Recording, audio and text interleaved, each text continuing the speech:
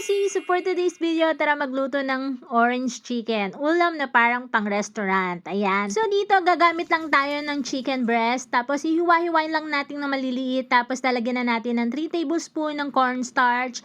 At titimplahan na natin ng paminta, asin, at paprika. Kung ayaw ng paprika, okay lang. Pwede nyong di lagyan. Tapos ay ilalagyan lang natin to ng konting tubig at ng isang itlog. So gagamit lang tayo ng isang itlog dito para maging butter yung ating mixture na to. So, ganito rin yung kakalabasan niya. Ayan. Ready to fry na to. Kaya tara na mag-start na magprito. Kaya, ayan. Pwede na tayo magbukas ng kalan at painitin itong kawali. And then, lagyan natin ng katamtamang dami ng mantika. Kapag mainit ng ating mantika, ayan, pwede na natin ilagay isa-isa itong ating chicken at i-medium fry lang natin ito. So, ubusin at tapusin muna natin ang pagpiprito nitong ating chicken na parang half cook lang siya. Ayan.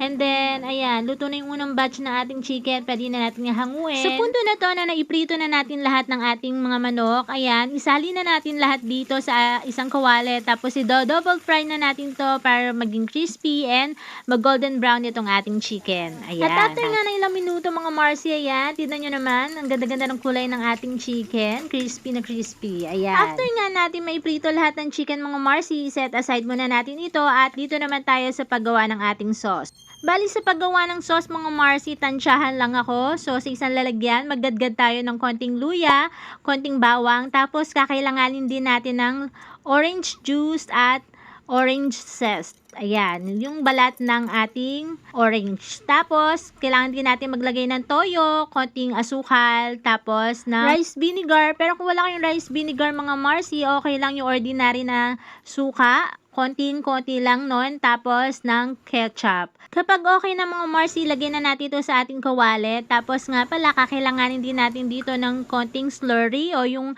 cornstarch na may konting tubig. Tapos ito yung magpapalapot ng ating sauce. Halo lang ng halo hanggang maging ganito yung consistency ng ating sauce. Tapos pwede na natin ilagay itong ating mga pritong chicken. And then for presentation mga Marcy, naglagay lang ako ng konting sesame seeds, ng onion leaves, tapos yung natira nating orange kanina. Ayan mga Marcy, ang sarap talaga. Tikman nyo na rin. At try nyo na rin itong gawin at lutuin sa mga handaan. Ayan mga Marcy, thank you for watching. Hanggang dito na lang.